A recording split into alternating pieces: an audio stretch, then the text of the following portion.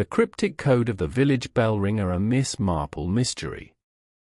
Hi there, welcome back to Haunting Vales. Tonight's mystery begins with the sound of church bells. Familiar, comforting, and carefully timed.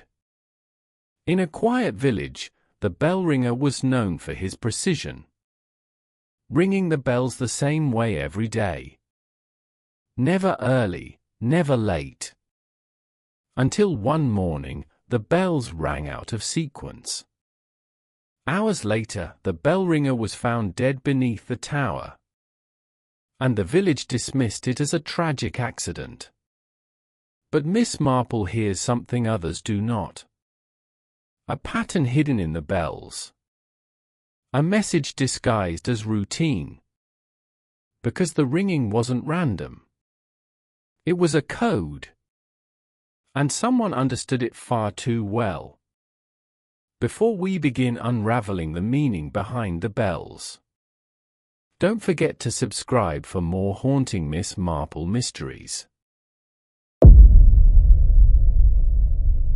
Chapter 1: The First Toll of the Bell-Ringer's Code.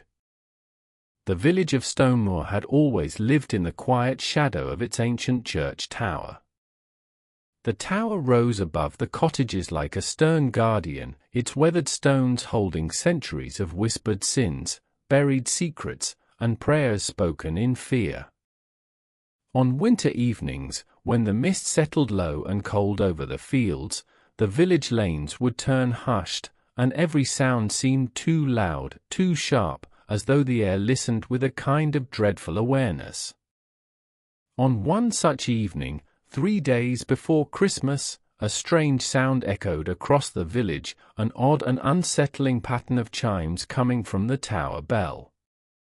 Not the usual rhythmic toll of the hour, nor the steady call to the evening service.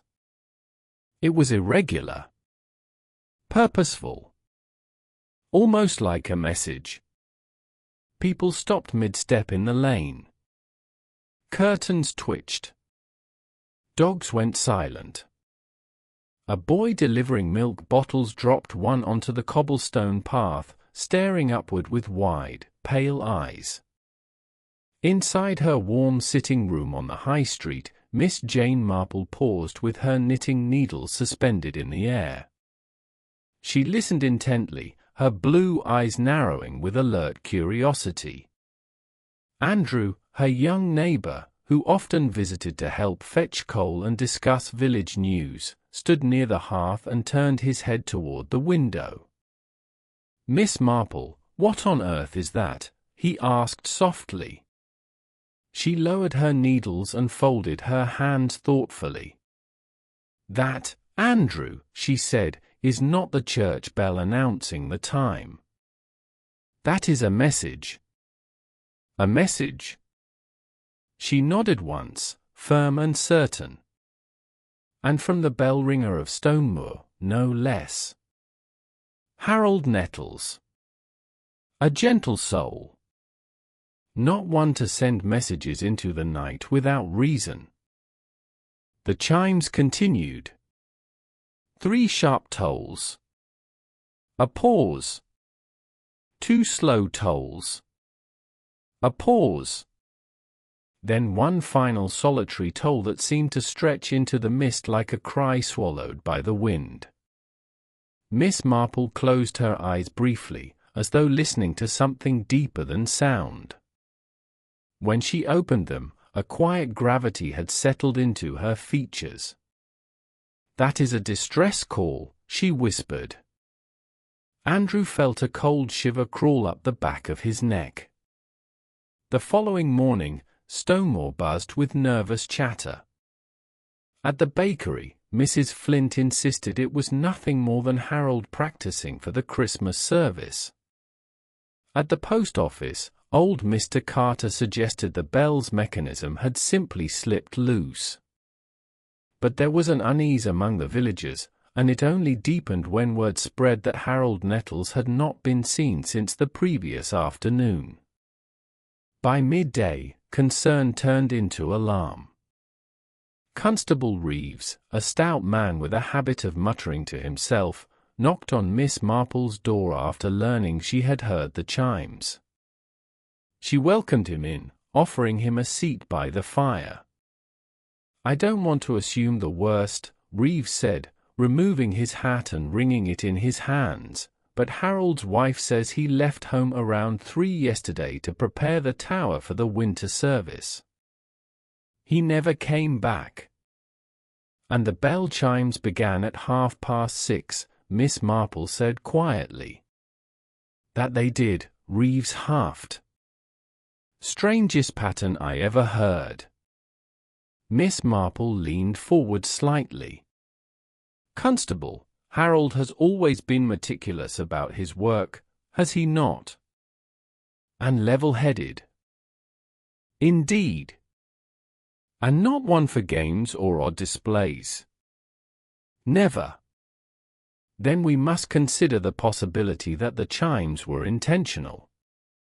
Reeves shifted uneasily. "A code?" "A message," she corrected gently. "But one must understand the person to understand their message.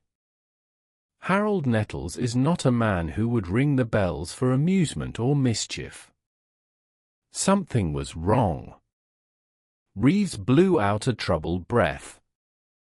"I was thinking of checking the church tower again. I had a look last night, but the fog was thick. Could barely see my torch. Would you care to accompany me, Miss Marple? I know you've a sharp eye for details." She smiled lightly. "Of course." Andrew, who had been listening from the far end of the room, spoke up quickly. "I'd like to come as well." Miss Marple regarded him gently. "Only if you're prepared for what we may find." Andrew swallowed nervously and nodded. The churchyard was silent when they arrived, the bare winter branches rattling softly.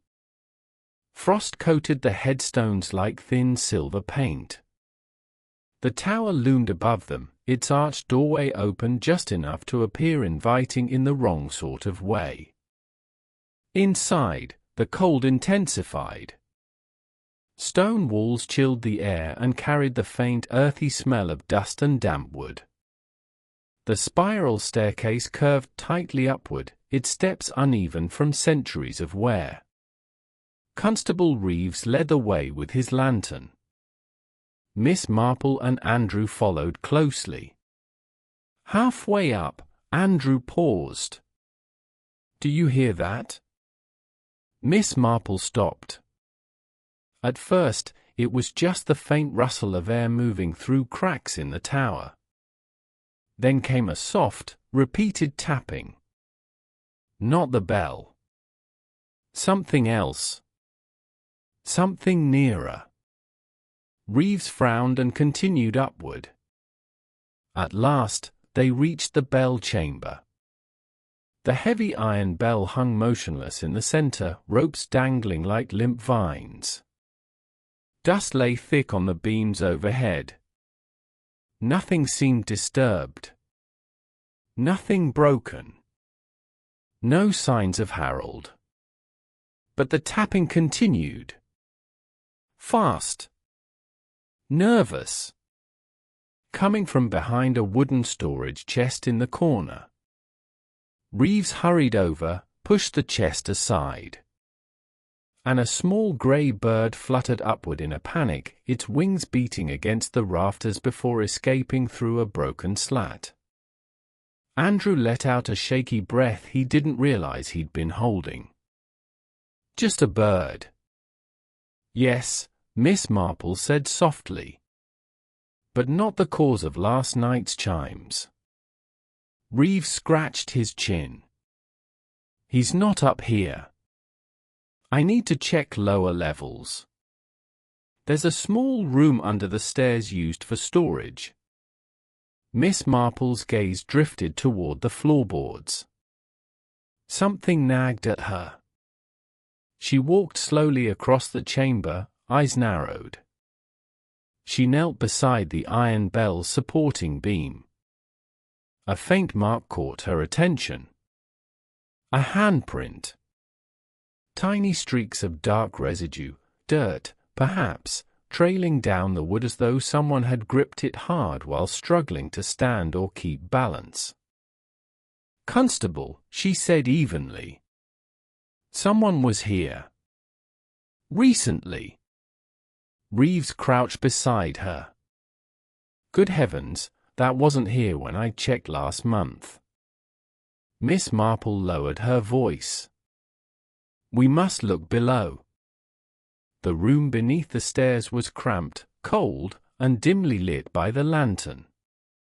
Crates of hymn books were stacked against one wall. Coils of rope hung from hooks. And in the far corner, half hidden beneath an old canvas sheet, lay something that made Miss Marple's breath catch. A discarded glove. Reeves picked it up carefully. "This is Harold's. His wife knitted this pair last winter." Miss Marple touched the nearby stone floor. "The dust is disturbed. Someone knelt here. See the pattern? A knee mark. A scuff.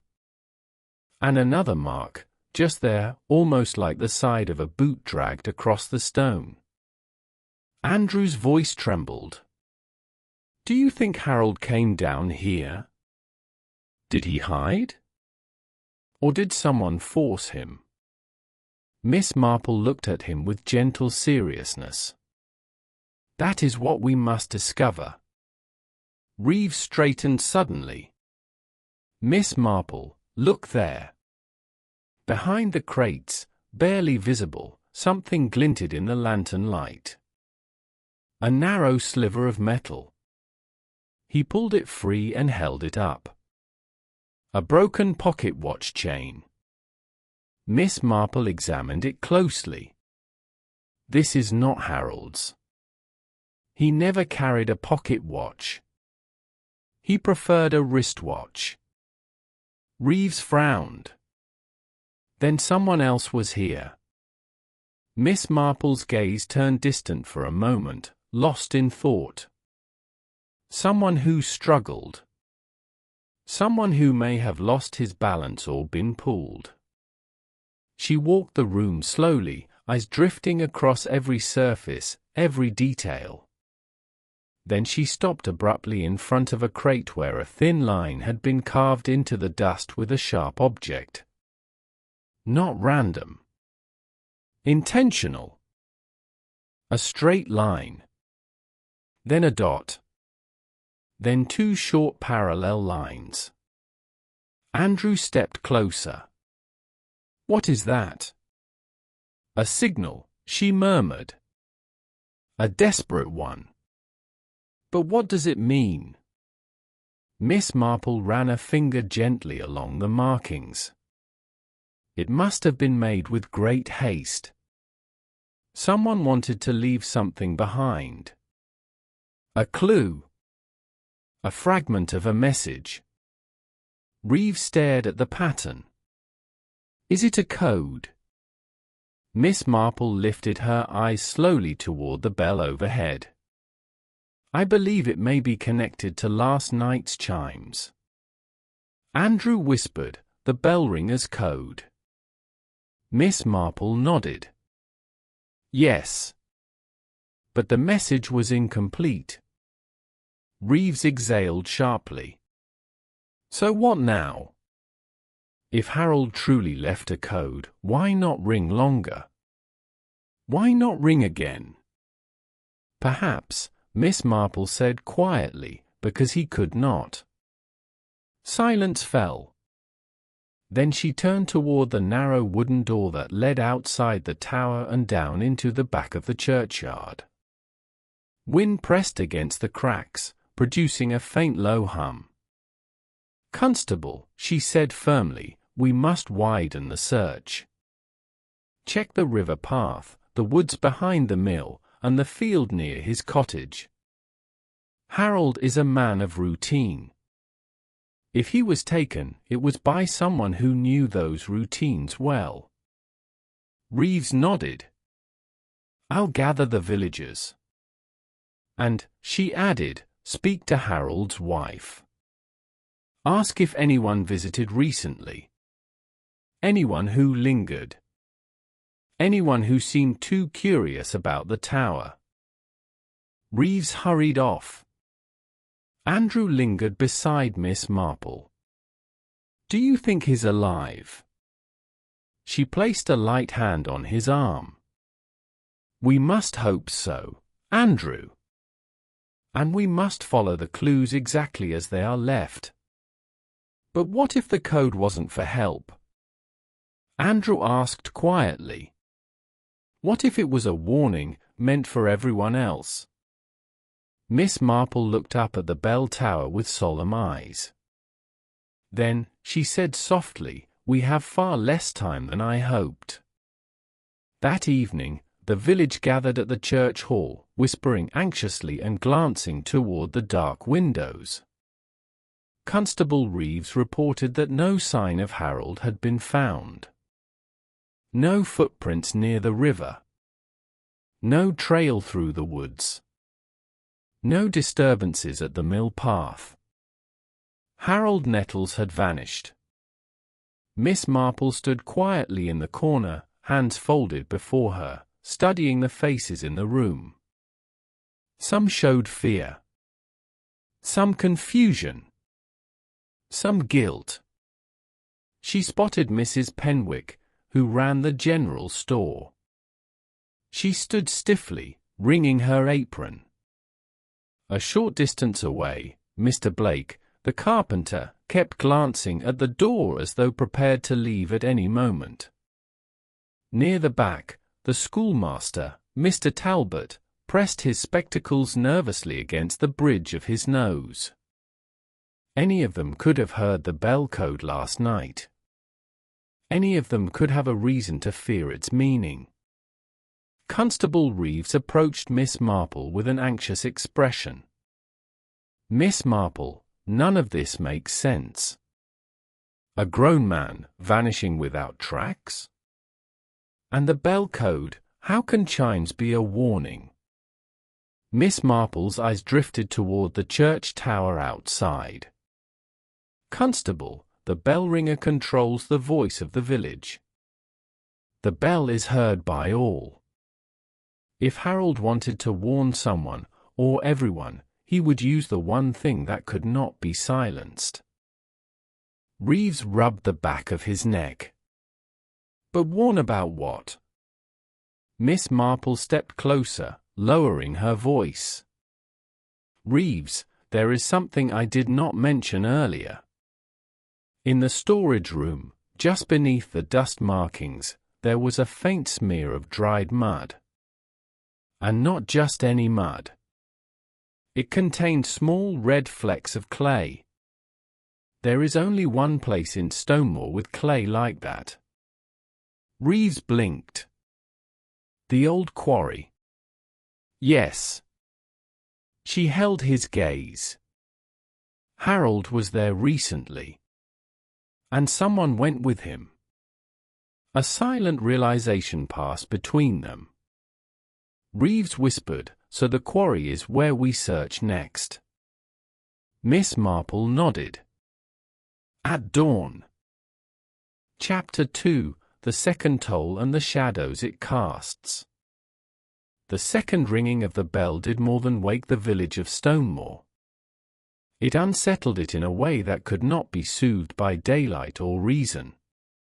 By morning, fear lay thick over the cottages like frost that refused to melt. Constable Reeves arrived at Miss Marple's house before sunrise, his face pale and drawn. He had not slept. Neither, it seemed, had much of the village. It rang again, he said unnecessarily, standing in her doorway. Same pattern. Same pauses. I checked the tower myself. The lock was still fastened. No sign of forced entry. Miss Marple poured him tea and gestured for him to sit. "Then we must stop thinking only of the tower, Constable," she said gently. "We must think of the bell itself." Reeves frowned. "I don't follow." "The bell can only ring if the rope is pulled," she continued. "But what if the rope was already prepared? What if someone arranged a delayed movement? A wait? A release? Something simple, yet effective?" Reeves stared at her. "You mean, someone set it to ring later?" "Yes," Miss Marple said. "And did so with intention." Andrew stood near the window, watching villagers gather in anxious knots along the street. "But why repeat the same code?" he asked. "Why not change it?" Miss Marple turned toward him.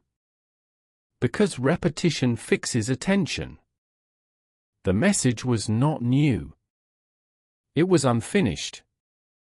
She set down her cup. "We must go to the quarry."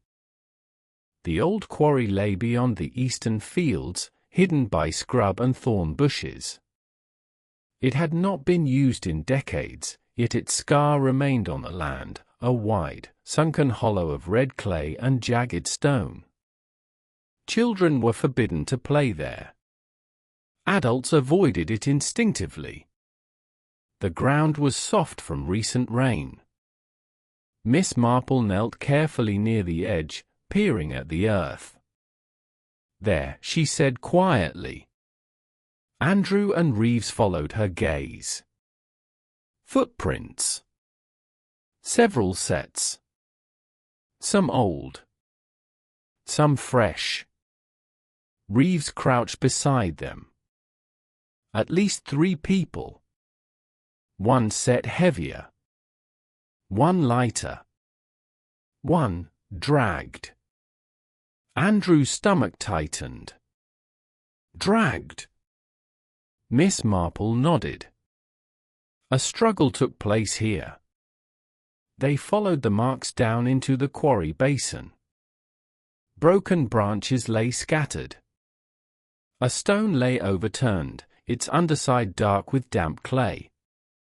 Near the far wall, partially hidden by weeds, lay a familiar shape. Reeves reached it first. Harold Nettle's coat. It was torn at the sleeve, streaked with red clay, and carefully folded as though someone had meant to return for it. Andrew felt his chest tighten. He was here. "Yes," Miss Marple said. And he was not alone. Reeves searched the ground nearby. No blood. No body. "Which suggests," Miss Marple replied, "that whoever took him did not wish him dead. At least, not yet." Andrew's voice trembled. "Why keep him alive?" Miss Marple's eyes hardened. "Because Harold knew something." By midday, rumors spread faster than facts. The villagers whispered of secret tunnels beneath the church, of ancient curses tied to the bell, of punishments long forgotten. Fear distorted everything. Miss Marple chose her words carefully as she moved through the village, listening more than speaking. At the general store, Mrs. Penwick dropped a tin of biscuits when Miss Marple mentioned the quarry. "The quarry," she repeated sharply. "Why would anyone go there?" Miss Marple studied her face. "Perhaps to avoid being seen." Mrs. Penwick's lips pressed thin. "Harold was always watchful. He noticed things." "So I understand," Miss Marple said. At the schoolhouse, Mr. Talbot wiped his spectacles nervously. "A code in the bell," he murmured. "Nonsense. Bells are for timekeeping. Nothing more." Harold taught the children the bell patterns, did he not? Miss Marple asked. Talbot stiffened. Only for music lessons. Music has patterns, Miss Marple replied calmly. Patterns can become language. Talbot said nothing more. At the carpenter's yard, Mr. Blake nearly dropped his hammer when Miss Marple approached. Strange times, he muttered. Yes, she agreed. Strange enough to make honest men nervous. He laughed too quickly. That evening, Miss Marple gathered Andrew and Constable Reeves in her sitting room. On the table lay a sheet of paper. She had drawn 3 vertical columns. Let us consider the bell code, she said. 3 tolls. Pause. 2 tolls. Pause. 1 toll. Andrew leaned forward. It feels like counting down. Yes, Miss Marple said. Or narrowing focus. Reeves rubbed his chin. Or pointing to something specific. Miss Marple nodded. 3. 2. 1. She wrote words beneath each number. 3. The quarry. 2. The tower.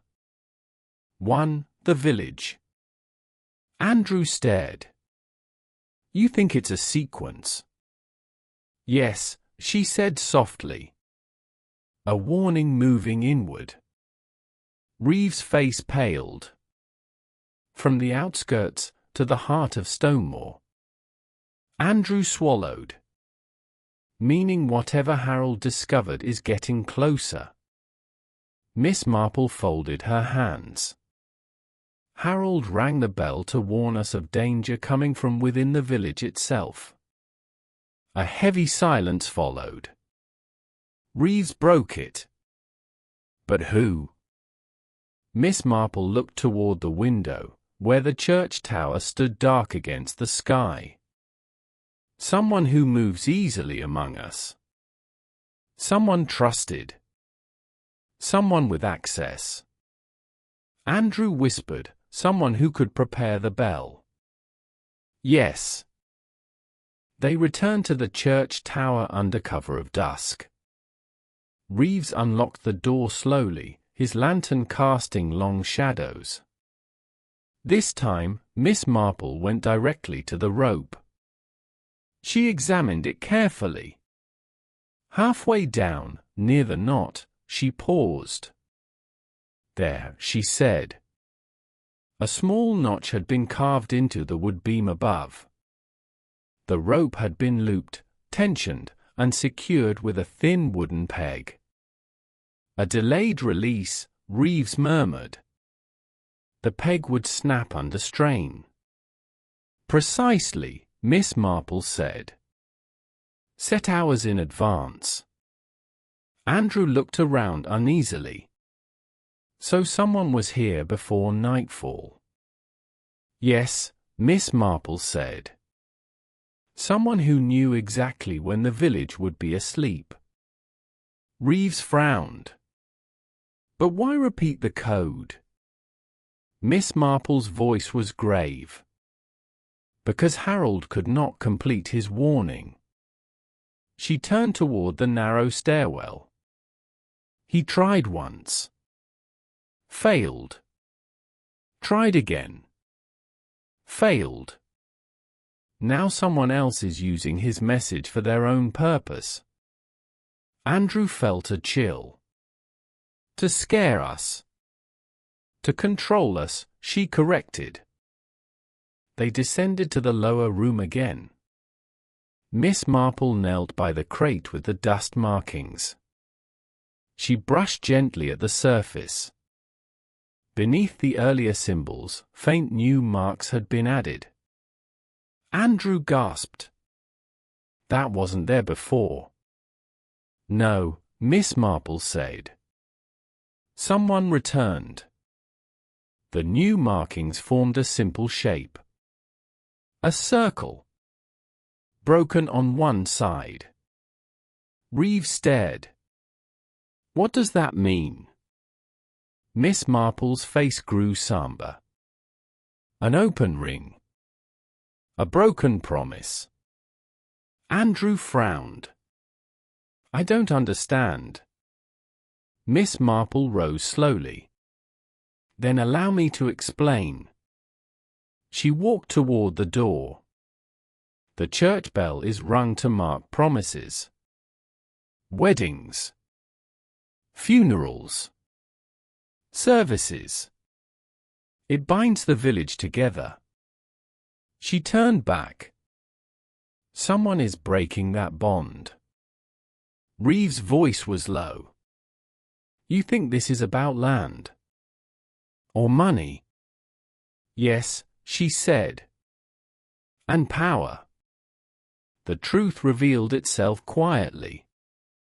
That night, Miss Marple paid a visit to Mrs. Nettles, Harold's wife. The woman sat rigid, hands folded tightly. He was frightened, Mrs. Nettles said at last. He found something in the church records. Old ledgers. Ownership documents. Miss Marple leaned forward. What kind of documents? About the land beneath the church, Mrs. Nettles whispered. It doesn't belong to the parish. It never did. Miss Marple's eye sharpened. Then who owns it? Mrs. Nettles swallowed. The Quarry Trust. Controlled by Mr. Blake. And two others. Miss Marple closed her eyes briefly. So Harold planned to expose this, she said. Yes, Mrs. Nettles sobbed. He said the bell would speak if he could not. Miss Marple returned home heavy with thought. Andrew met her at the door. You found something. Yes, she said. And now I know why Harold was taken. Andrew whispered, will they kill him? Miss Marple met his gaze steadily. Not yet. They still need him silent. A distant sound rolled through the night. The bell. Not the code. Just one slow toll. Miss Marple stiffened. 1, she murmured. They are counting down. Andrew's voice shook. To what? Miss Marple reached for her coat. To confrontation. She opened the door, cold air rushing in. And if we do not stop them, she said quietly, the final toll will not be for Harold Nettles. It will be for Stonemoor itself. Chapter 3, The Final Toll and the Truth It Unlocked. The final day began without bells. That silence, more than any sound, unsettled Miss Marple. Stonemoor had always measured its hours by the voice of the tower. Without it, time felt loose, uncertain, as though the village itself had lost its heartbeat. A pale winter sun rose over the rooftops, revealing a village tense with expectation. Doors opened quietly. People spoke in hushed tones. No one lingered in the lanes longer than necessary. Andrew joined Miss Marple at the breakfast table. He could not eat. They won't ring it again, he said. Miss Marple stirred her tea calmly. Oh, Andrew. They will. She looked toward the church tower. The final message is always delivered. Constable Reeves arrived shortly after, his coat dusted with frost. We've found Harold, he said quietly. Andrew sprang to his feet. Alive? Yes. Weak. Frightened. But alive. Miss Marple closed her eyes briefly in relief. Where? In the old storage shed near the quarry. Bound. Gagged. Hidden beneath tarps. Andrew let out a breath that shook. Reeves continued, he keeps asking if the bell rang again. Says it's important. Miss Marple stood at once. Take me to him. Harold Nettles lay on a narrow cot, his face pale, eyes sunken but sharp with awareness. When Miss Marple entered, tears welled in his eyes. You heard it, he whispered hoarsely. The code. Yes, she said gently, taking his hand. We heard. They're going to take the church, Harold rasped. Sell it. Tear it down. Say it's unsafe. Miss Marple nodded. The land beneath it belongs to the Quarry Trust. Yes, he said urgently. I found the papers. Old deeds hidden in the Bell ledger. They thought no one would read them. Mr. Blake, Miss Marple said quietly. And Mrs. Penwick, Harold added. And Mr. Talbot. They formed the trust years ago. Andrew clenched his fists. They kidnapped you. Harold nodded weakly. They tried to scare me first. Then they locked me away. Told me the village would never believe an old bell ringer. Miss Marple squeezed his hand. But you made them listen. Harold's eyes flicked toward the window. Did the bell ring again? Twice, she said. The same pattern. And the last, he whispered. Miss Marple met his gaze steadily. Not yet. Harold swallowed. It must. Or they win. The confrontation came at dusk. Miss Marple asked Constable Reeves to gather the entire village inside the church. He did so without explanation, letting curiosity and fear draw them in. The pews filled quickly. Candles flickered. Shadows danced along the stone walls. Mr. Blake stood near the aisle, arms crossed. Mrs. Penwick sat rigidly, lips pressed thin. Mr. Talbot avoided everyone's eyes. Miss Marple stood at the front. Thank you for coming, she said calmly. I have called you here because the church bell has been speaking. Murmurs rippled through the crowd. It rang in a code, she continued. 3, 2, 1. She raised her voice slightly. A warning. From the edge of the village to its heart. Blake scoffed. This is nonsense. Miss Marple turned to him. Is it, Mr. Blake? Or is it inconvenient? Silence.